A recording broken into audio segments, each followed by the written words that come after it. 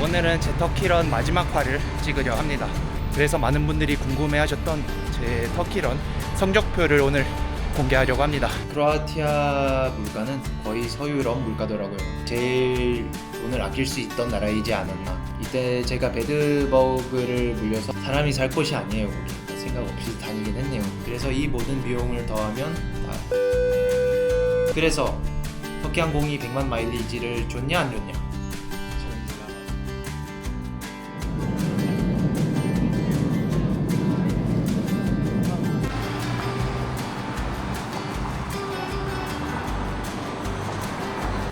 안녕하세요, 구구입니다. 저는 지금 제 터키런 마지막 목적지인 브라질 상파울루에 와 있습니다.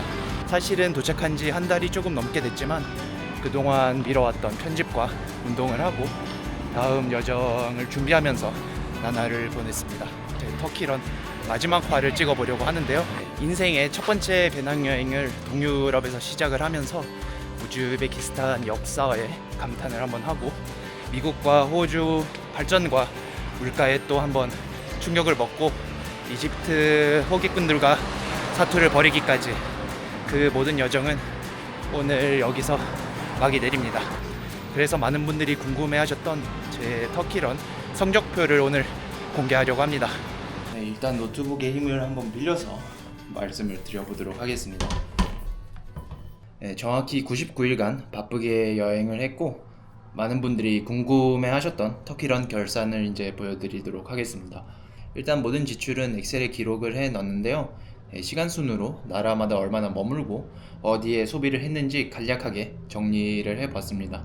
금액은 1,000원 단위로 위로 반올림 했다는 점 알고 계시면 좋을 것 같아요. 지금은 보시다시피 항공권이 얼마인지, 시외 국외 교통비, 이제 지출이 많이 들어가는 교통비랑 그 나라 안에서 그 도시 안에서 쓰는 대중교통비랑 숙박비, 식비, 그리고 관람 레저, 액티비티죠.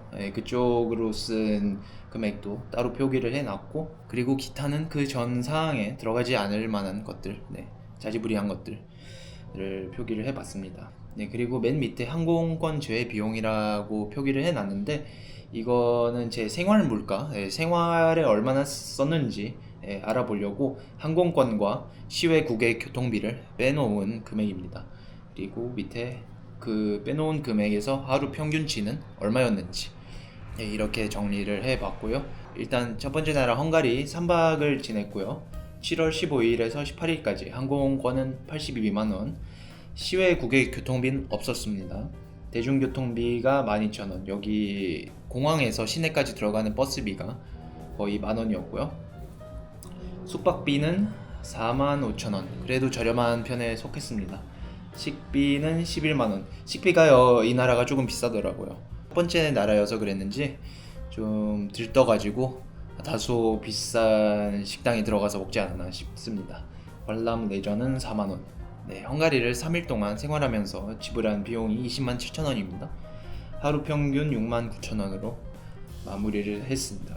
그리고 두 번째 나라였던 크로아티아 6박을 머물렀고요. 항공권 비용은 없습니다. 왜냐면 버스를 타고 갔기 때문에. 그래서 시외 국외 교통비에 21만 5천원이 찍혔는데 크로아티아 안에서 여러 번의 버스를 탔기 때문에 비싸게 나온 것 같습니다. 일단 헝가리에서 크로아티아를 넘어가는 버스를 여기에다가 포함을 해놨고, 크로아티아 수도 자그렙에서 플리트비체 공원을 갔던 버스도 여기 들어가 있고, 플리트비체에서 두브로브니크 가는 버스비도 여기 들어가 있습니다. 그래서 21만 5천원이 꽤 높은 금액으로 나왔고, 숙박비가 24만 5천원이 나왔어요. 크로아티아 물가는 거의 서유럽 물가더라고요.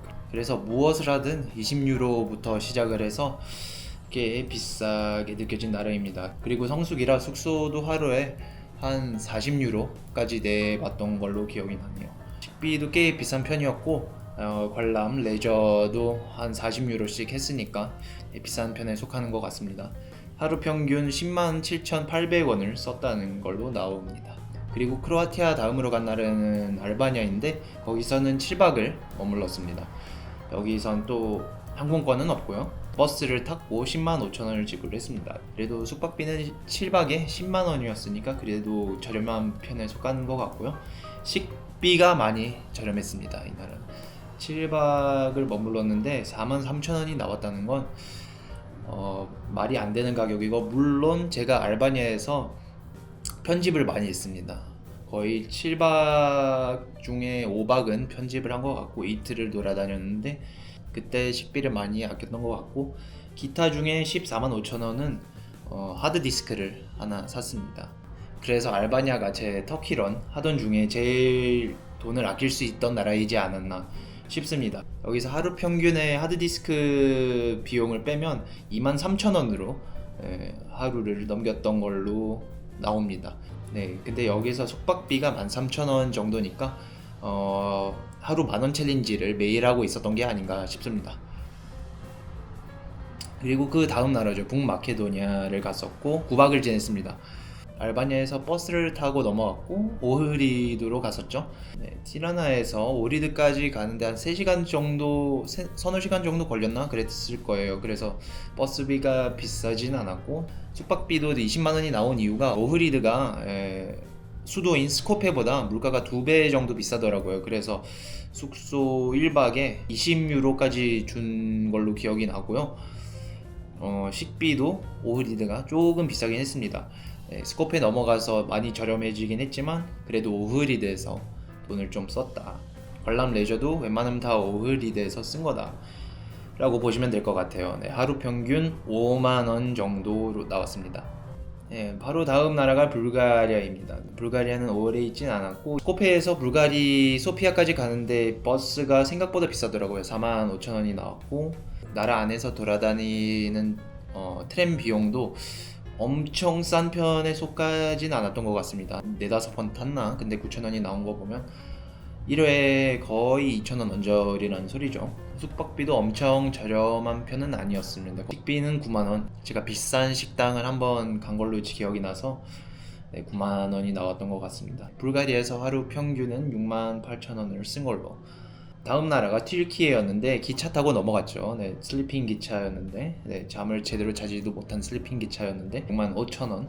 그리고 이 대중교통비가 3만원이 나온 게 이스탄불 교통카드를 구매를 했는데 아예 그냥 만땅으로 채워놨었습니다. 3만원어치를. 숙박비는 15만 5천원으로 하루에 15,000원 정도, 꽤 뭐 적당한 편이죠. 그리고 식비도 16만원으로 하루에 16,000원 정도 썼습니다. 이때 제가 배드버그를 물려서 아무것도 못할 때라 집에만 있고 식사도 웬만하면 숙소에서 만들어 먹고 그랬으니까 식비가 저렴하게 나왔습니다. 하루 34,500원으로 저렴하게 지냈네요, 열흘을. 그 다음 나라가 우즈베키스탄. 우즈베키스탄에서는 15박을 지냈고요. 이 항공권이 33만원이 들었고, 제가 우즈베키스탄에서 기차를 많이 타고 다녔잖아요. 제가 3번을 탔는데 그런데도 82,000원 밖에 안 나왔습니다. 네, 꽤 저렴한 나라죠. 그리고 숙박비도 15박을 했는데 20만원이 나왔으면 꽤 저렴한 편이고요. 식비도 하루에 14,000원? 그것도 안 되는 것 같습니다. 네, 2-3,000원 정도 썼다고 보면 될 것 같고요. 관람을 좀 많이 했죠. 역사적인 관광지가 꽤 많은 나라여서 84,000원까지 썼네요. 그래도 하루 평균 33,800원이 나왔습니다. 거의 제 터키런 두 번째로 제일 저렴하게 지낸 나라이지 않나. 우즈베키스탄 이후 터키로 돌아갔었죠. 숙박비는 4박에 74,000원으로 하루에 거의 2만원대죠. 2만원대 숙소를 갔는데 이게 배드버그 그 트라우마 때문에 엄청 저렴한 데는 다시는 못 가겠더라고요. 거의 2만원이 되는 호스텔로 잡았는데 괜찮았습니다. 그 호스텔은. 식비가 이제 16만 3천원이 나왔어요. 이제 거의 하루에 4만원을 썼다는 얘기인데 이때 먹방 투어를 했기 때문에 식비가 많이 나왔습니다. 그리고 관람 레저 기타는 없었고요. 그래도 하루에 6만원이 나왔다는 점. 그 다음 나라가 미국인데 8박을 지냈고요. 미국 미쳤습니다. 물가가 미친 나라. 항공권이 일단 42만원이었습니다. 숙박비가 100만원을 찍습니다. 8박인데도 100만원. 그럼 하루에 10만원을 넘게 썼다는 얘긴데요. 뉴욕 물가 진짜 미쳤습니다. 사람이 살 곳이 아니에요, 거긴. 식비도 거의 50만원 나왔죠. 8박인데. 이 미국 여행이 제 평단가를 많이 올려놓은 것 같아요. 그리고 이 기타 8만 원은 제가 친구를 보러 갔었는데 그때 빈손으로 갈 수는 없으니까 과일 좀 사서 갔던 거고요. 그래서 하루 평균 20만 원을 찍습니다. 미국을 가지 말았어야 했나. 미국 여행을 마치고 다시 튀르키예로 들어가는데 이때 제가 공항 노숙을 합니다. 그래서 항공권 비용이랑 식비 비용밖에 없는데 항공권은 42만 원이고 식비가 8만 원. 2박을 지냈는데 8만 원을 썼습니다. 한 4끼 먹었나? 근데 공항 안에서 먹는 거다 보니까 단가가 높을 수밖에 없었고 그 다음 호주로 넘어갔었죠. 호주도 저렴하지 않았던 걸로 기억이 납니다. 미국만큼은 물론 아닌데 일단 이스탄불에서 멜버른까지 가는 항공편이 76만 5천 원으로 호주 안에서 제가 케언즈도 갔고 케언즈에서 시드니도 비행기 타고 갔으니까 36만 원이 나왔고요. 그리고 시드니에서 멜버른까지 넘어가는 기차를 제가 탔어요. 왜냐면 비행기표를 멜버른인 멜버른 아웃으로 했기 때문에 멜버른으로 다시 돌아가야 되는 상황이었고 그때 기차표가 12만 원이었고 거의 12시간 걸렸던 걸로 기억이 납니다. 너무 볼 게 없어서 영상으로는 뽑지는 못했습니다. 숙박비가 46만 5천 원을 찍습니다. 하루에 3만 원, 거의 3만 원이 되죠. 저렴하지 않습니다. 식비도 40만 원이 나왔고요. 관람 레저도 22만 5천 원이 나옵니다. 아무래도 호주가 액티비티로는 할 게 너무 많았어서 관람 레저가 많이 나온 게 이해가 되죠. 하루 평균 6만 거의 9천 원 정도 나왔네요. 호주 다음으로 튀르키예로 다시 들어갑니다. 이땐 3박을 지내는데 이때도 제가 공항 노숙을 했는데 이제 10월 4일 밤늦게 도착해서 10월 7일 아침 새벽에 뜨는 거여서 이제 30시간 정도 됐던 걸로 기억이 납니다. 그리고 이집트로 넘어가죠. 이집트에서는 9박을 지냈는데 항공권은 27만 5천 원이었고 카이로에서 다합으로 가는 버스비가 15,000원.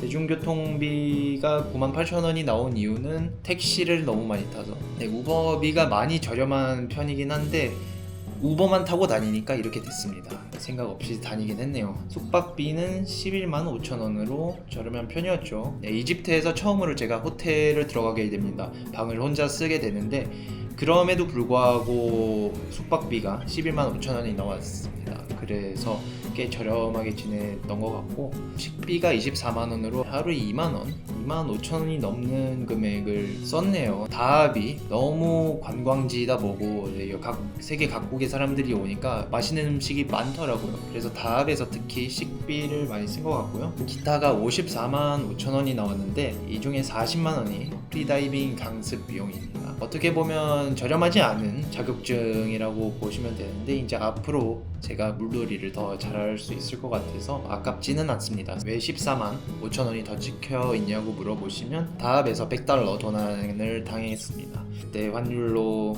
14만 5천 원이 되는 것 같아서 이렇게 표기를 해놨고요. 하루 평균 12만 6천 원이 나왔는데 여기서 프리다이빙 강습 비용이랑 $100 도난 당한 걸 빼면 6만 5천 원으로 떨어지는 걸 볼 수 있습니다. 그리고 마지막 나라 헝가리를 다시 갔었죠. 왜 갔는지 모르시는 분들은 이제 마지막 영상 보시고 오시면 될 것 같고요. 하루 평균 5만 4천 원을 썼습니다. 그래서 최종적으로 터키런 7월 15일에서 10월 22일까지 99박을 지냈고요. 항공권만으로 467만 2천 원을 지불을 했습니다. 시외국의 교통비 69만 8천 원, 대중교통비도 31만 8천 원, 숙박비도 많이 나왔는데 271만 7천 원 나왔고요. 식비도 257만 8천 원이 나왔습니다. 관람 레저가 70만 2천 원이 나왔고요. 기타에서 83만 7천 원이 나왔습니다. 그래서 이 모든 비용을 더하면 다 1253만 2천 원이 나옵니다. 하루 평균 12만 6,500원대를 찍었고요. 근데 여기서 항공권, 버스비 그리고 기차 비용을 빼면 716만 2천 원이 나옵니다. 하루 평균 7만 2천 원 정도가 나오는 걸로 보입니다. 이제 모든 걸 다 포함하면 한 달에 거의 400만 원을 썼다고 보시면 되는데 여행하면서 한 달에 400만 원을 썼다. 생각보다 많이 쓴 것 같습니다. 그런데 제가 이 많은 비용을 감수하고 터키런을 한 이유가 뭐겠습니까, 여러분? 이 모든 과정을 완료하면 터키 항공에서 100만 마일리지를 준다는 가정하에 제가 이거를 하지 않습니까? 그래서 터키 항공이 100만 마일리지를 줬냐 안 줬냐? 지금 제가 바로 보여드리도록 하겠습니다. 보이시나요? 100만 마일리지 들어왔습니다. 여기서 32,000마일은 제가 비행기 타고 다니면서 자연스럽게 얻은 마일리지고요. 그리고 100만 마일은 터키 항공에서 저에게 수여해준 마일입니다. 이 터키런을 한 보람이 있네요. 그런데 이 100만 마일리지의 가치가 얼마냐 라고 저한테 물어보시면, 제가 지금 와 있는 이 브라질 상파울루에서 인천공항까지 가는 편도 비행기 표가 얼마냐면 12만 마일 정도 됩니다. 그런데 가끔 지금 보시는 것과 같이 8만 5천 마일에 나오기도 합니다. 그래서 잘 찾아보기만 하면 편도를 거의 12번 탈 수 있는 정도예요. 그럼 왕복이 6번이겠죠? 이코노미로. 그리고 비즈니스가 있는데 비즈니스는 28만 5천 마일입니다. 편도 3번은 탈 수 있는 마일리지니까 나쁘지 않죠. 터키항공 홈페이지로 들어가셔서 성수기 비행기표가 얼마인지를 찾아보시면 300만원까지 나오는 걸 보실 수 있을 겁니다. 성수기 비즈니스는 1200만원이 넘는 금액이 나오네요. 성수기 기준 제가 왕복을 6번을 할 수 있다는 가정하에 이 100만 마일리지 가치는 6 곱하기 300, 1800만원의 가치가 나오는 거고요. 비수기에는 당연히 그 가치가 떨어지겠죠. 상파울루에서 인천 왕복이 200만원, 1200만원의 가치를 한다고 보시면 될 것 같아요. 근데 항공권에 467만원을 쓴 제 입장으로서 1500만원의 가치를 넘는 그런 100만 마일을 받은 저에게는 너무 이득이었던 것 같고요. 앞으로 여행하는데 비행기표 걱정을 할 필요는 없을 것 같습니다. 그래서 이 터키런 아주 만족스럽게 성공적으로 끝낸 것 같고요. 앞으로 저는 이 남미에서 여행을 이어나갈 예정입니다. 앞으로도 많은 관심 부탁드리고요. 오늘 좋은 하루 되셨으면 좋겠습니다. 그럼 다음 영상에서 만나요.